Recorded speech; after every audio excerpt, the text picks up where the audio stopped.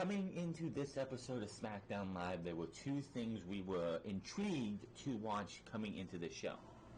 What happened last night with Bayley and how they were going to follow up on that, and would we tonight be the night that we finally have Daniel Bryan be exposed as being Rowan's accomplice in the attack on Roman Reigns?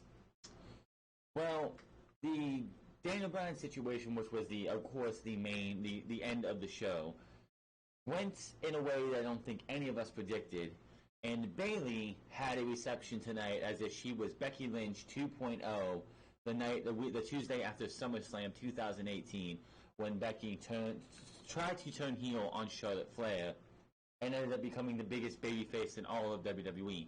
They were in the Norfolk Scope Arena in Norfolk, Virginia. I can't even say it right. And the crowd, the opening segment was Bayley, Sasha Banks, and Charlotte Flair as a whole. No Becky Lynch anywhere to be found. I don't know if she wasn't supposed to be there or whatever else. She wasn't there. However, they had the crowd that anything that Bayley, Sasha Banks, and Charlotte Flair did in this episode were just on fire. They cheered for everything that happened, from Bayley coming out, Bayley acting like nothing changed. Like, her heel turn last night was just an aberration. It was an illusion. It was all WWE fucked with our heads, and she never really turned heel. Again, she felt like it's just funny because Becky Lynch turned on Charlotte and became the biggest name in the company. Of course, Nia Jax smashing her fist across Becky's face built that up even more and made it explode even more. And now, a little over a year later, it's now Becky's turn to have her rub off on Bayley and give Bayley the huge reaction, as we saw last night. The crowd wanted the heel turn to happen. Tonight, Bayley, in my opinion, felt like she is playing a delusional heel. Like, I don't know what the fuck she actually is. They left me with more questions than answers when it came to Charlotte Flair and Bayley going into the match at Clash of Champions, which is going to be in Charlotte's hometown. So if this was an attempt to make Bayley be more heelish, as she's going into Charlotte's hometown and they didn't want Charlotte to be cheered and Bayley booed, this felt more of a Bayley's going to be cheered even more when we get there. It was just an opening segment that was just so damn bizarre. Bayley comes out, she gets completely cheered, and Charlotte comes out after Bayley talks for a bit and acts like her normal babyface self, not changing her music, the Bayley bellies weren't gone or anything, coming out and acting like she's not the bad guy. It felt a little bit like Johnny Gargano last year when Johnny Gargano came out after he super kicked Aleister Black. He was like, I'm not the bad guy. I'm just, Aleister Black was in my way, and he had this delusional heel type run. That's what it felt like with Bayley for this opening segment. Charlotte comes out, they have words. Sasha Banks comes out. Bayley and Sasha Banks end up beating the hell out of Charlotte Flair the same way they did Becky last week, which makes me feel that in Madison Square Garden, whether on Raw or SmackDown next week, it's going to be Bayley and Sasha Banks versus Charlotte Flair and Becky Lynch. I was so waiting for Becky to come out in this show tonight, during this entire beatdown, save Charlotte, and then set up a tag team match for later in the night, which did not happen. So I fully expect it announced sometime this week that Bayley and Sasha Banks, the Boss and Thug Connection, or the Survival, as Scott Dawson, I believe, has named them on Twitter, are going to take on the other two members of the Four Horsewomen of WWE in a tag team match that I believe happened in NXT once before with Charlotte, where it was Becky and Sasha Banks versus Charlotte and Bayley and Charlotte ended up turning on Bayley. I think it was like that. I could be wrong, but I'm pretty sure it was that. Or Charlotte and Sasha versus Bayley and Becky, and Becky turned on Bayley. All I know is if this match happened in NXT, Bayley got turned on by either Charlotte or Becky Lynch. We came up next to, after that, with the King of the Ring qualifier. WWE's here's the thing. We were all wondering, what is WWE's response to AEW All Out? Their response is to have Baron Corbin and Elias go out there and look like they are actually capable workhorses and give you two great, fantastic matches, and their best matches. Elias's best match since his match with Seth Rollins, I believe Money in the Bank last year, and Baron Corbin's best match ever. Who would have thought that AEW All Out would have led to Baron Corbin and Cedric Alexander being one of the best matches in the King of the Ring, and then Elias versus Ali being one of the best matches in the King of the Ring? I am absolutely shocked that WWE in back-to-back nights did just that. What does these matches also have in common? The babyfaces lost in these matches. The King of the Ring should be used to propel somebody who it should be used to help build up somebody new. Baron Corbin and Elias are two guys that do not need built up at all. You have Elias who is rubbing shoulders with Shane McMahon. He is as made as he is going to be made. Baron Corbin is the most hated guy in all of WWE since is more hated than when Roman Reigns was being booed by everybody last year from 2015 to 2018. They don't need to be in the King of the Ring still. Cedric Alexander versus Ricochet versus Samoa Joe would have been fantastic, or Samoa Joe versus Cedric Alexander, or Ricochet versus Cedric Alexander would be fantastic. Andrade versus Ali would have been fucking fire for your semifinals. If I had a pick of how this would have went down, it would have been Ricochet and Cedric Alexander for Raw, Ali, and Andrade for SmackDown. That is what we should have got, but this is what we have as you see it on your screen now. Samoa Joe, Ricochet, and Baron Corbin in a triple threat match, and Elias and Chad Gable. Andrade and Chad Gable did have a fantastic match for sure coming out of as well. So the King of the Ring this week, Baron Corbin and Cedric Alexander was a good match. Elias versus Ali was a good match. Chad Gable versus Andrade was a fantastic match. Samoa Joe versus Ricochet was going to be a good match too until that bullshit finish, which the only reason they gave you that match and that finish that way is because they didn't want to pin Ricochet, and they didn't want to give you Samoa Joe versus Baron Corbin or Ricochet versus Baron Corbin in a singles match. So that is why we got that triple threat next week. However, this is the match you got, and this is the matches you're going to get. By the way, before we go anywhere else, I did look up a Ticketmaster today and seen what the seating looked like for the Madison Square Garden events next week for Raw and SmackDown. And quite honestly, WWE is going to be absolutely embarrassed when they get to. I'm pretty sure they're going to be like, this is a full legit sellout. I guarantee you, there's going to be WWE reps going, hey kid, you want to go to Monday Night Raw free of charge? Here's some tickets. Give them to your friends. Come to Monday Night Raw. We need to fill this place up. They have so many seats. Raw is doing a little bit better than SmackDown because it's Monday Night Raw. Vince McMahon. Here's the thing. Vince McMahon wanted Monday Night Raw to sell out over SmackDown if he had a choice. SmackDown is doing worse than Monday Night Raw, but Monday Night Raw is not doing much better. It is stomping grounds bad. Stomping grounds bad, unfortunately. I'm telling you right now, Vincent K. McMahon is rolling in his grave. Vincent K. McMahon knew how to sell out Madison Square Garden with Bruno Sammartino and everyone else. Vincent J. McMahon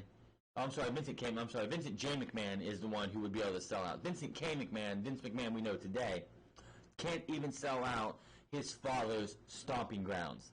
Even though the G1 Supercard, which happened in April, was a legit sellout back in September, I believe, of last year. CMLL, or as AAA is in Impact Wrestling, are doing a joint venture inside Madison Square Garden, I believe, later this month. I haven't checked out those tickets, but I'm pretty sure if they're not sold out, they have sold way more than WWE. WWE talks about mainstream, talks about wanting to be mainstream. That's why they do all this shit with the Fox, with like having Rob Stone win the 24/7 championship because they want to feel cool and hip and do all shit like that. No, WWE has not been mainstream in forever. Mainstream is a company or an entity that is with the times and is going with the pop culture of today. WWE has not been mainstream since the Attitude Era died. I just watched a thing for Solid Monster, or listened to a snippet of the last Solid Monster podcast when he went back to WCW message boards and looked at 1999 and 2000 when people were trying to say no, WCW is not going out of business. And there was one message that this guy was a freaking prophet. He was like, well, if WCW goes out of business, Monday Night Raw is going to go back to being sucky as it was before WWE had its back against the wall. It was not in that wording, but it was pretty much saying the same thing. And it's like, that person should be going to try and win the lottery because that person was spot on. It might have taken a while for WWE to go from Attitude Era greatness to where we are now, but it was just a slow and painful burn.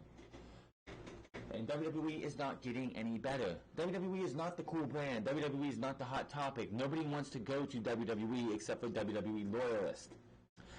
Vince McMahon is Vince McMahon is confident as hell that he goes back to his father's backyard and has his event there, that people are just going to flock to WWE and they're going to go and watch this show. But nobody wants to watch WWE anymore. Stomping Grounds should have been something. I mean, yeah, the next pay-per-view was sold out as something because it was in Philadelphia. But Madison Square Garden, this one's going to hurt Vince McMahon more. AEW can win the ratings war that they want to have against NXT from here to the end of the year. And it's not going to hurt as much as not being able to sell out Madison Square Garden. For years, they could have problems selling out anywhere else, but Madison Square Garden was their home, where they went and they sold out all the time. They don't sell out anymore. This is the first time, I guarantee if you go back and look at the attendance of Madison Square Garden from 2009, the episode where Kofi Kingston boom dropped Randy Orton through a table, that I guarantee you that episode of Monday Night Raw was sold out legitimately, and not even 10 years later, WWE can't even sell out half of Madison Square Garden for Raw or SmackDown. It's absolutely sad. Thousands and thousands of tickets. They're so bad. WWE or Ticketmaster is doing 4-for-1 sales. It's me and three friend ticket packages to try and sell these seats. That's how fucking desperate they are. Yet AEW sold out its first 5 tapings like that. I guarantee you, if AEW had a chance to go to Madison Square Garden, they would sell out instantly. Yes, Pittsburgh and West Virginia are not selling out as fast as all the other shows because Pittsburgh and West Virginia are not hotbeds for professional wrestling. Yes, they will probably sell out eventually, but it's not.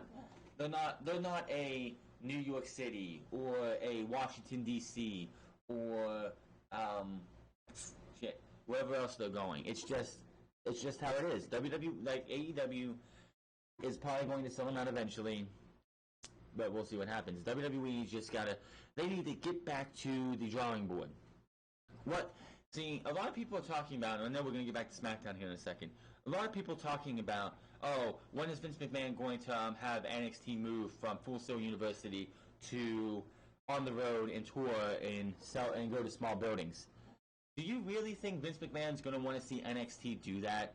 Because I guarantee you, NXT goes and puts tickets on sale for NXT Live on Wednesday nights in any building. It won't be anything like, the United Center or the Sears Center or anywhere else in Chicago or Madison Square Garden or something like that. It's going to be lower rent buildings like AEW is using right now.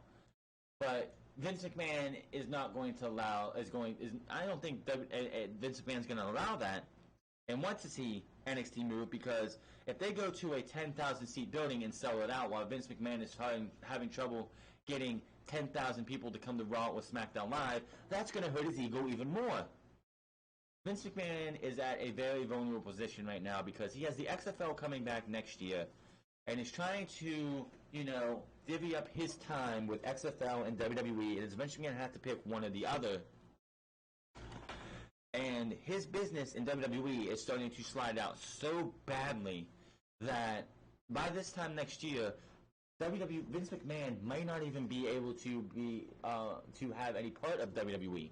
The board of directors could be like, well, you're doing shit, so we're going to have to get rid of you. We're going to have to take you out and put somebody else in here. It'll be terrible for WWE if that happened, not because it would be, Triple H is going to be able to take over.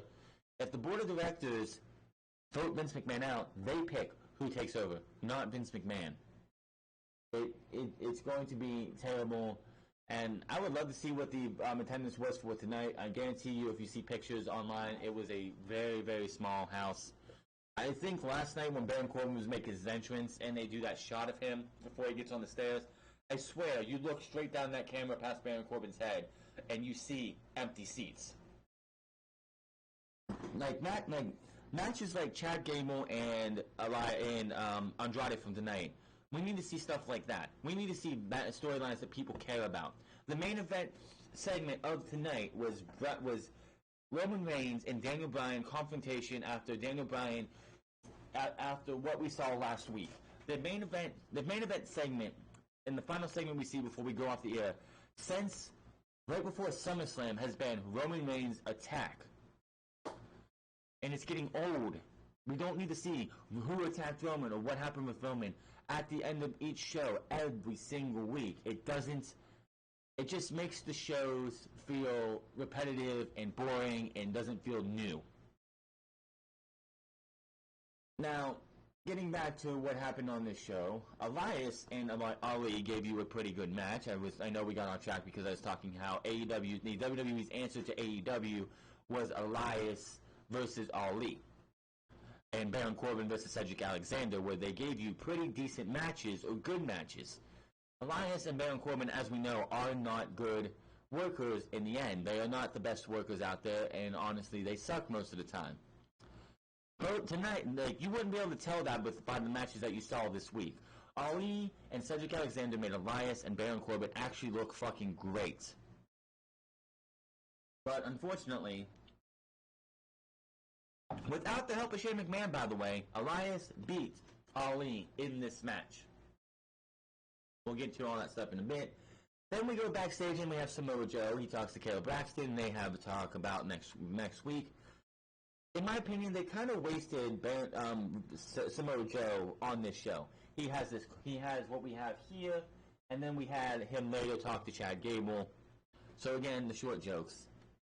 Bayley, Nikki Cross and Alexa Bliss backstage. They're gonna have a match later here in a minute.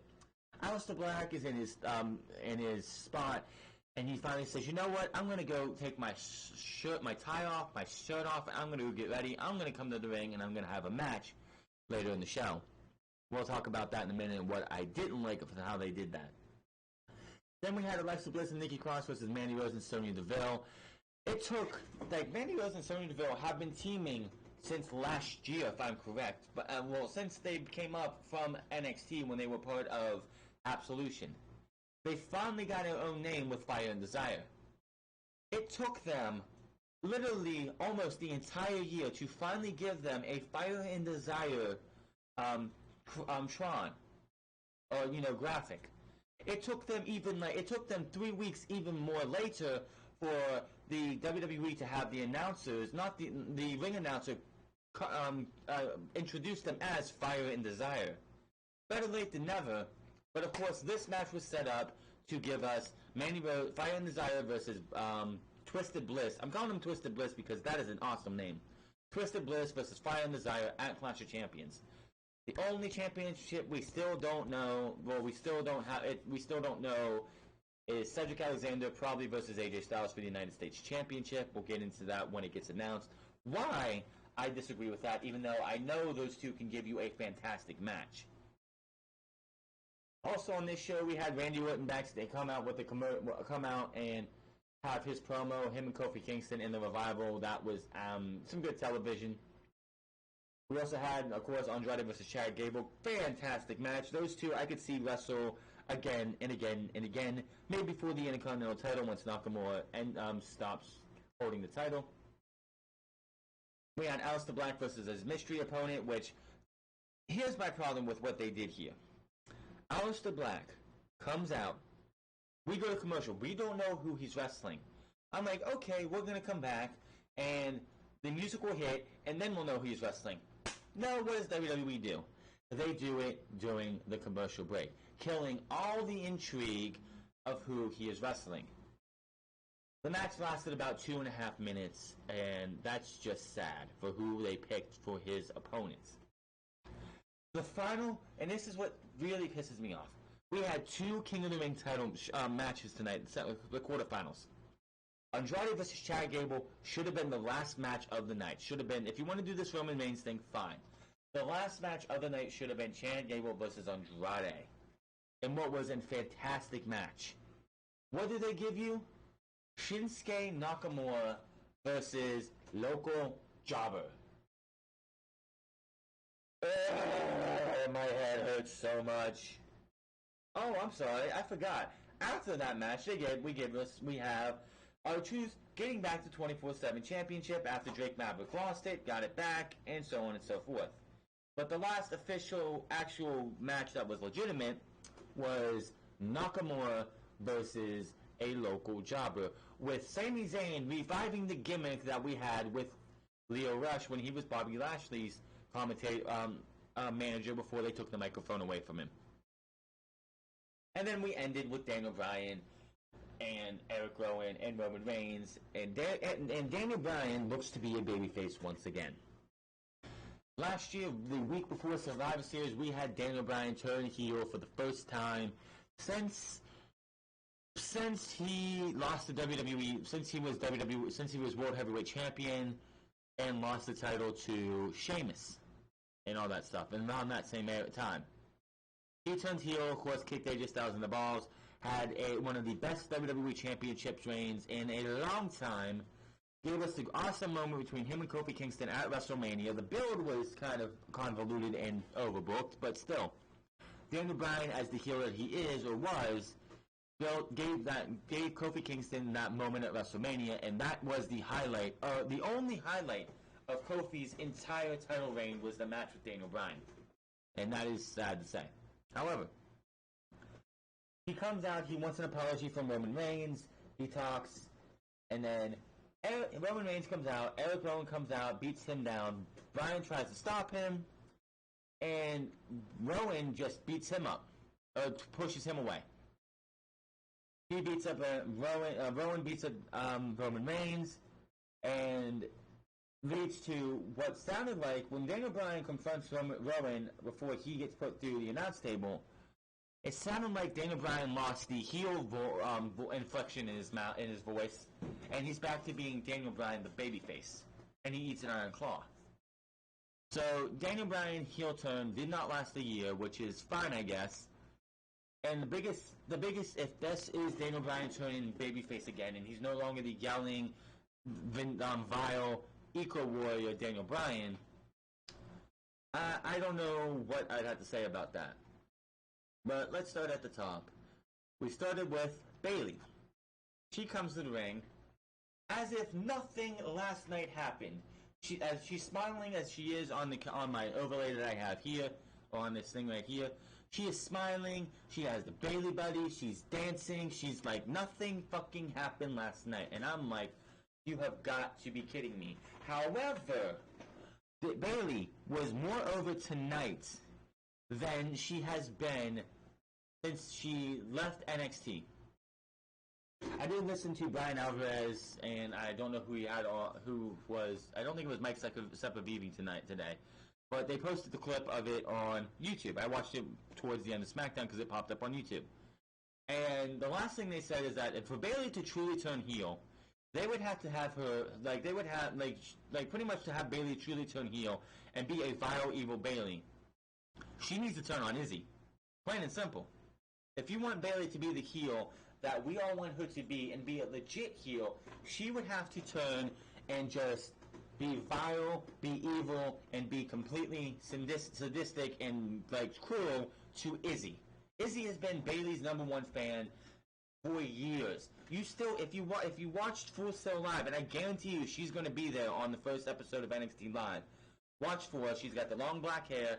I'm pretty sure Izzy's going to be in front row where she's at almost every single time. She used to be in the corner as superstars came down from the ramp, but she's moved over a little bit. But I guarantee she'll be there. But she's been like Bayley's #1 fan. She dresses like Bayley. She's always dressed like Bayley when Bayley was there. And Izzy, like, would be the perfect catalyst to get Bayley to be that heel that she needs to be. So Bayley comes out, and people are chanting, and she's just like, she's so confused. I don't know who wrote this, because I got my results from Wrestling Inc. because I ain't got the talent to be able to write my own stuff yet, but I'm working on that. But they said that boos get louder. There were no boos. There were fucking cheers for days. Everybody was chanting for Bayley. Everybody was chanting for Bayley. I'm sitting here thinking, is this a Becky Lynch 2.0? Is the spirit of what Becky Lynch did last year now infused in Bayley? Because she was just as if she was a conquering hero. Bayley said, she was like, this is confusing. Everyone says something to say about last night. They didn't see it coming. They didn't expect that. And she asked, what didn't they see? Her friendship with Sasha Banks coming? How Banks and her has had her back from day one and has always been there for her no matter what. So she's trying to show everyone that she's the champ. She's champion. Show everyone the champion she's trying to be for the division. Trying to give opportunities to others. She goes on, but fans start continue to cheer. I don't know where anyone says boo. I heard nothing but cheers. Bayley says she always tries to make everyone feel like she did when she was a kid, when she was a fan. She goes on about with fans deserving a champion with the recognition like Becky Lynch. Says she will be that champion. Bayley says that that begins at Clash of Champions when she beats the most selfish Charlotte Flair. She goes on, but fans continue to go crazy. The music interrupts. Out comes Charlotte Flair. She says, selfish? I am the queen of selfishness. And goes on and says, Charlotte says, what you see is what you get with her. But there's no blindsiding and there's also no hugging. She tells Bayley to hug that title real tight right now, because at Clash of Champions, out comes Sasha Banks before she can finish that. Banks is making her way down to the ring. All of a sudden, Charlotte clocks Bayley, kicks her, and then Sasha comes in. They start brawling. They have a fight. And then Bayley comes in with a chair and gives Charlotte Flair the coziest, softest chair shot I have ever seen. Yes, I know she doesn't want to go over and whack her when Sasha's below her, but she just came in and gave her, like, she had the chair, like, at the halfway point, and just comes in and love taps Charlotte Flair. She then, after Flair gets off Sasha gets up, and they take turns whacking and beating her over the fucking back. Fans are loving it. I don't know who said they booed. All I heard was fans were loving it. Bayley hands Banks the chair, and she delivers a few shots while she's down. Bayley with more chair shots. Fans did chant for Becky because they probably... I did too. I fully expected to hear Becky Lynch's music go off, and we get her coming in with a chair, chasing Bayley and Sasha Banks off.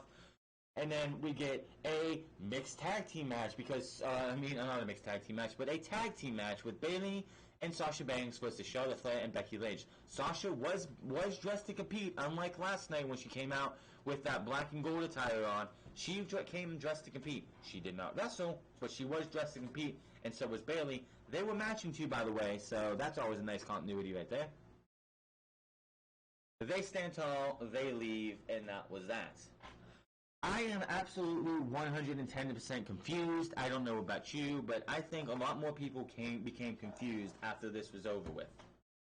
I don't know who wrote this stuff, but there were no boos. If there were, they were drowned out by people cheering for Bayley. I know what a crowd of boos sounds like. That had to be the most cheerish boos I have ever heard. To whoever wrote this, Wrestling Inc., you need to get your people on their game because that was not boos. That was fucking cheers. Yes, there were probably boos because there are people out there who are booing Bayley for the last umpteen months or so. I just don't get where the fuck they're going with this. You had Bayley come out last night, have that match, and then turn heel. This is, by the way, the second year in a row they've done this. Last year, we had so much go wrong with Bayley and Sasha Banks. We had them be friends, have a bite, be friends, have a fight. Bayley turns heel on Sasha Banks last year. Remember that? Oh, Kurt Angle says, you guys have one more chance to get this right, or there are going to be consequences. They lose. Bayley beats the hell out of her. Says, this has been everything. This has been coming for a long time. You ain't shit without me. Goes to the back, and Kurt Angle says, you know what? You're going to counseling. And they ruined what could have been an awesome Bayley heel turn. We get to this year, and they do the exact same thing, only a little bit different. They turn Bayley heel. The next night, it's like nothing happened. I'm hoping it's the delusionalness, like she's delusional. She thinks that she's still a babyface. She hasn't done anything wrong, when in fact she's actually beaten the hell out of Becky Lynch, the most over woman on the roster. This is going to be a wait and see because we still have one more episode of SmackDown to go before we get we have one more episode of SmackDown and one more episode of Raw to go before we get to Clash of Champions. Will we see Bayley go more heelish, or will we just act like this was all just an aberration? She was a spur of the moment because her best friend was there. I have no idea.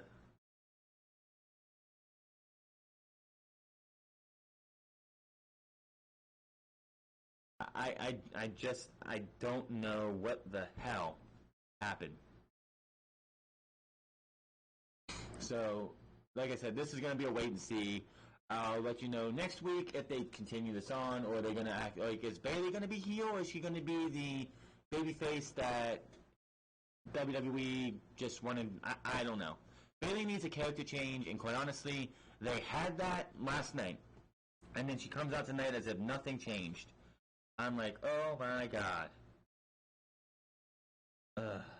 Just let me. I'll let you know next week what's going on, because this is just something that makes no sense.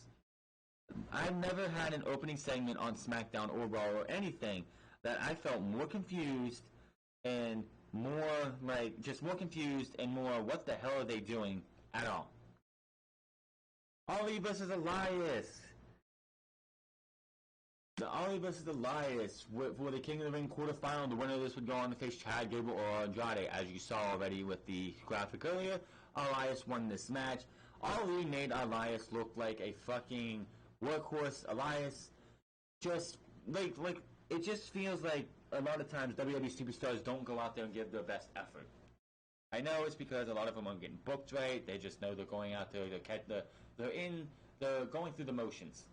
This has got to be Elias' best match since Seth Rollins versus Elias for the Intercontinental title, where WWE dropped the boat with Elias, missed the boat with Elias, and should have won the Intercontinental title. Or if you want to argue, this is probably the best match Elias has had. Ali. Now, a big story for this match was Ali, during the beginning of this match, or during the beginning portions of this match, went and did a suicide dive to the outside on Elias. The only difference about this suicide dive is that usually the person that you're diving onto is looking at you and waiting for you to take the suicide dive. Elias is like he got sent to the outside, and he's trying to compose himself, but his back is turned to Ali. So Ali hits the suicide dive, and Elias's arm goes left arm. Well, I think it's his left arm goes careening into the barricade, so that was compromised for the match. While that, at the same time, Ali comes down and tweaks his knee. So, whose injury was going to cost who? As you saw, it was Ali. Stretched muffler on Ali from Elias. Elias was put in the crossface by Ali. These guys trying to exploit each other's injuries. things come down to it. Elias goes up. On. I'm sorry, I have a little brain gaps every once in a while. But Ali goes up for the 450. Elias moves out of the way. Ali kicks Elias in the face as he comes close to him. Elias keeps fighting and drops a knee on the back of Ali's knee. Pulls him up, drifts away 1, 2, 3, and of course Elias moves on. I've said this before and I'll say it again. Elias is as over as he's going to get. He is as made as he is going to get. There is no reason that him and Baron Corbin should have moved on to the next round. It should have been Cedric Alexander and Ricochet and Andrade, which Chad Gable would have lost. Chad Gable versus Ali. That would have been the best case scenario, and then we would have had Ricochet or Cedric Alexander versus probably Andrade. But this is what we get. Elias moving on. Without the help of Shane McMahon, by the way. My biggest fear is that Chad Gable, who was in the semifinals with Elias, is going to lose to Elias. And people have been pitching this, and I don't want to see it happen either. Shane McMahon takes Elias' spot because of something happened to Elias. And Shane McMahon beats whoever's on the Raw side, probably Ricochet, and then Shane McMahon is your King of the Ring. We go from best in the world to King Shane McMahon.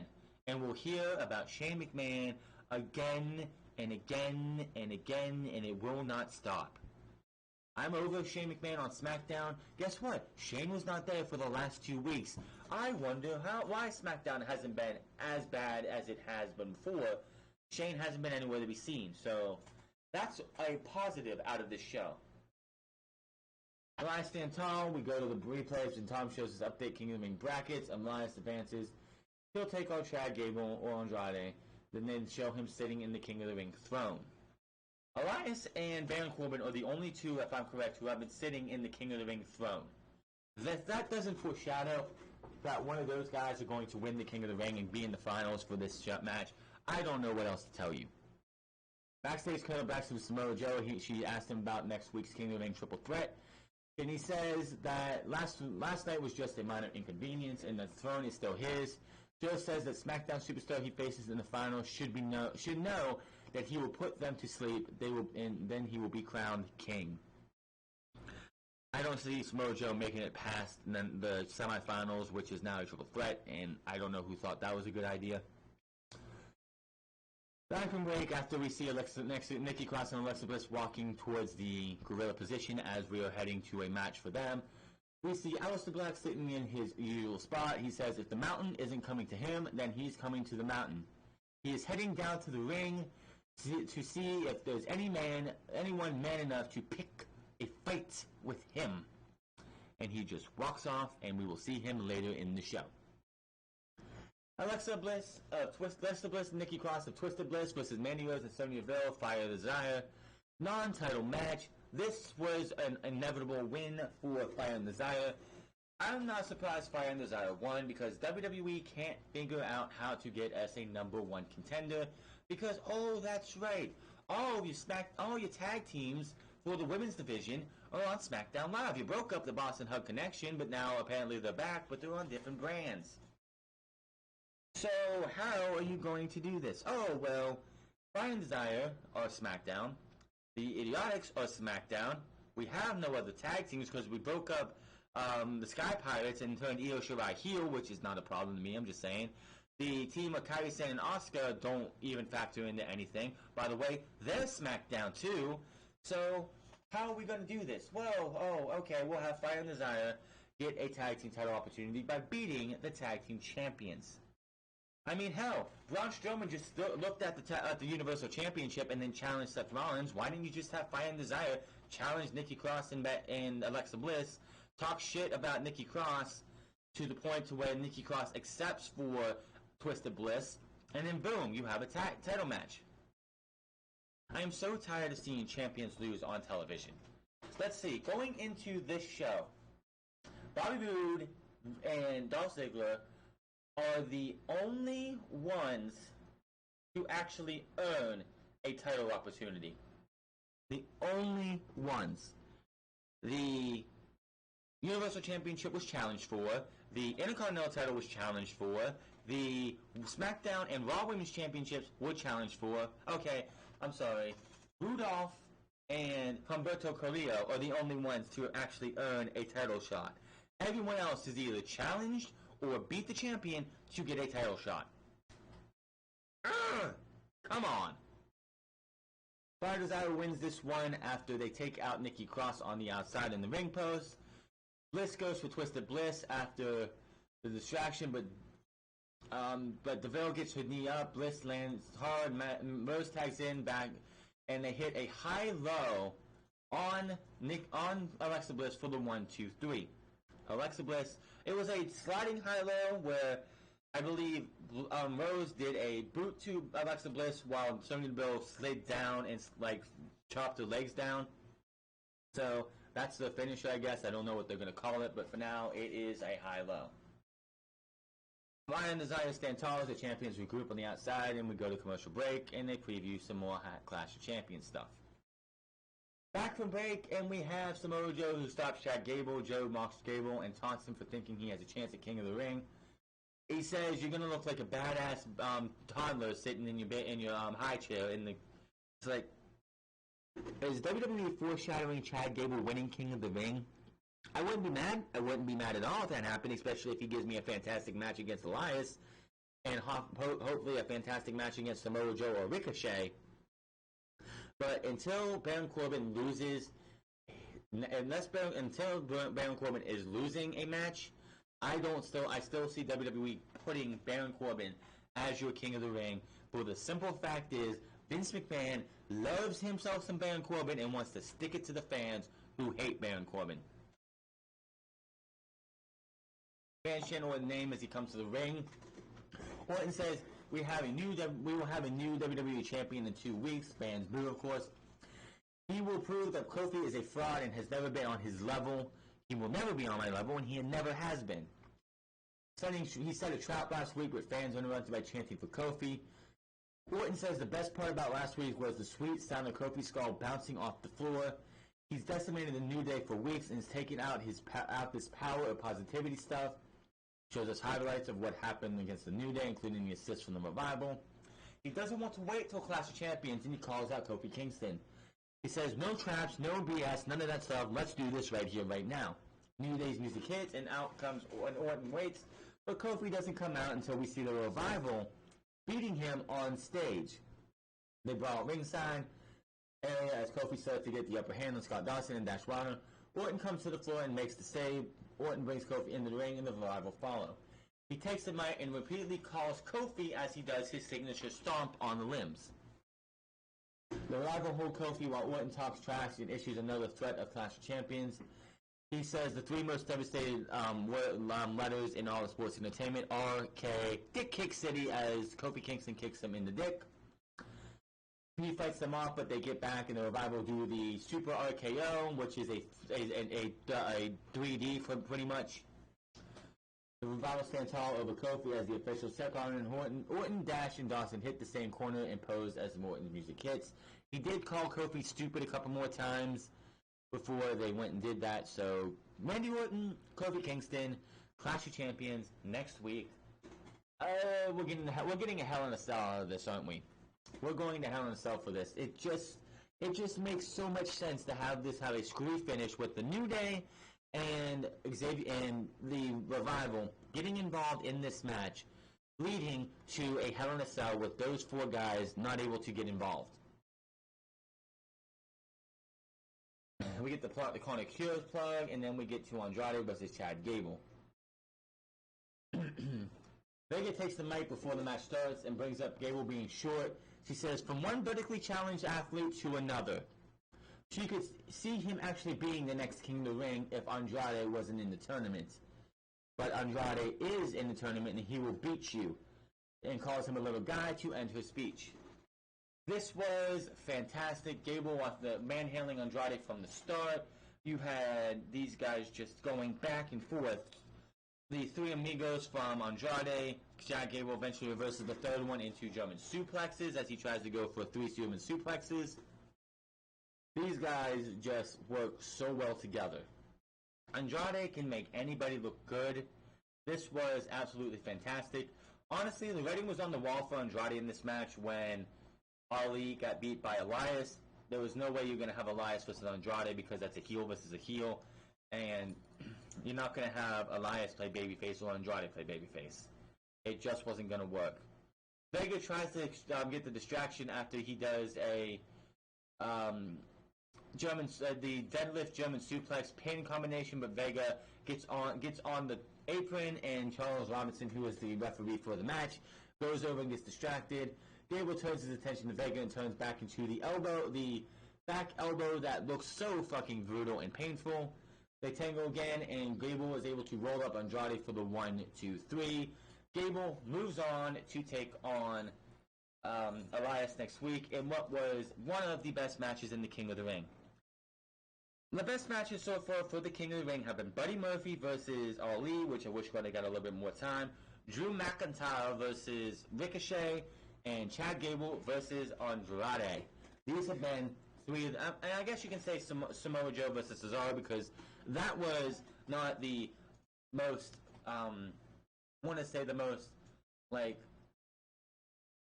athletic, athletic. It was more of a big hoss, brutal fight. But those are your 4 best matches, and we still have 3 more matches to go. The announcers put the Hall of Fame Steve Austin return to Raw next week for the contract signing between tag team champions Strowman and Seth Rollins. The only reason he's coming to Monday Night Raw next week is they hope and pray that Madison Square Garden will sell its last 1,000 or so tickets.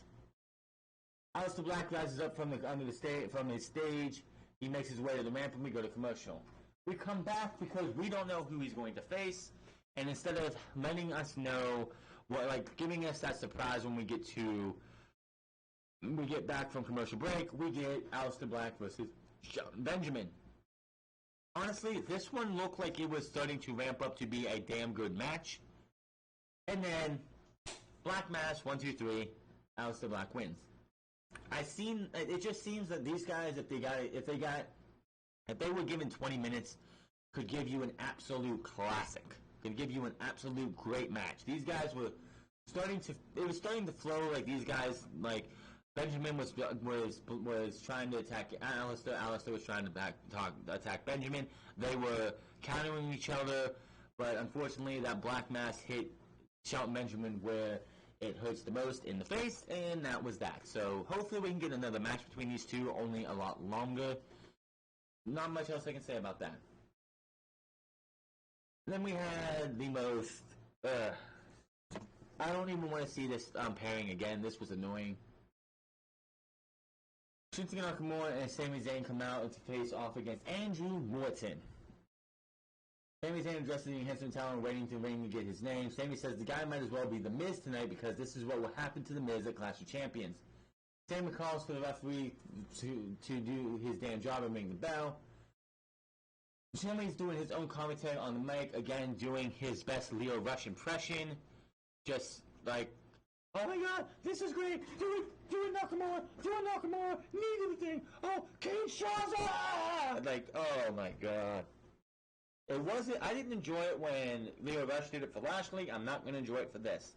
Hopefully this is when we get to Clash of Champions, this is it. Sami Zayn is still technically a Raw guy unless we have this sort of quote-unquote draft. And Sami Zayn moves to SmackDown, and the Revival move to SmackDown as well, and you move somebody else to Raw. Or Sami moves to Raw, unless, Sami moves to SmackDown and Randy Orton moves to Raw. I don't know. All I know is that was annoying.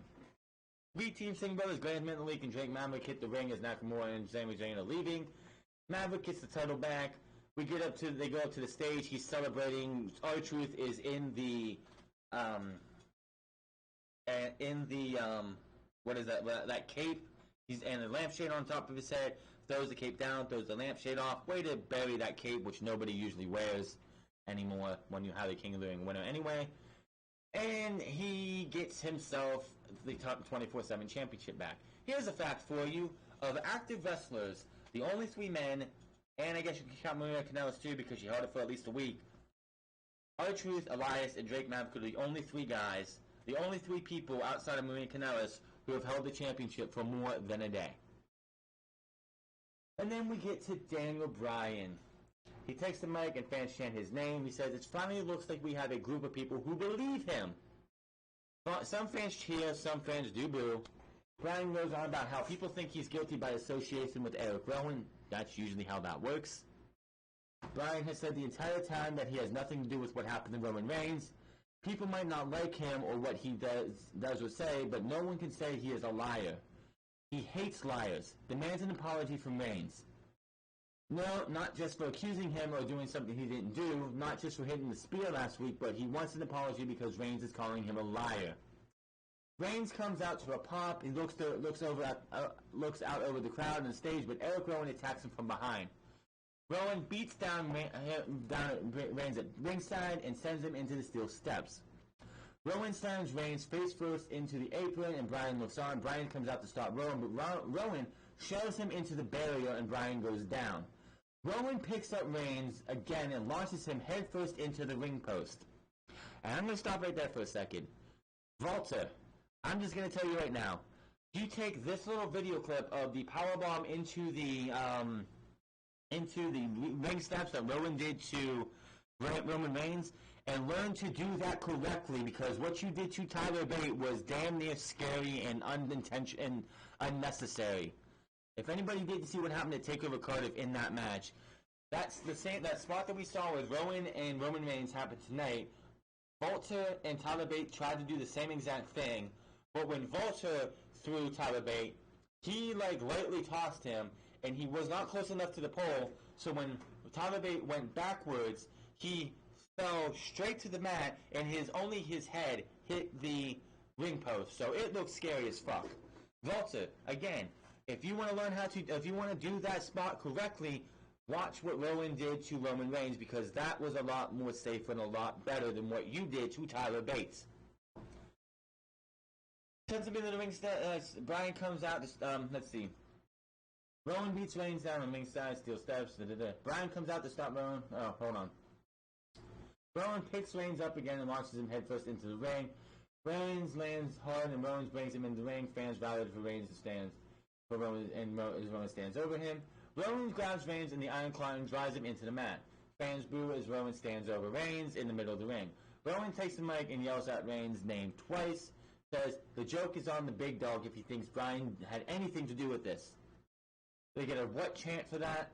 Rowan says Bryan is worse than everyone else as he thinks he can control Rowan.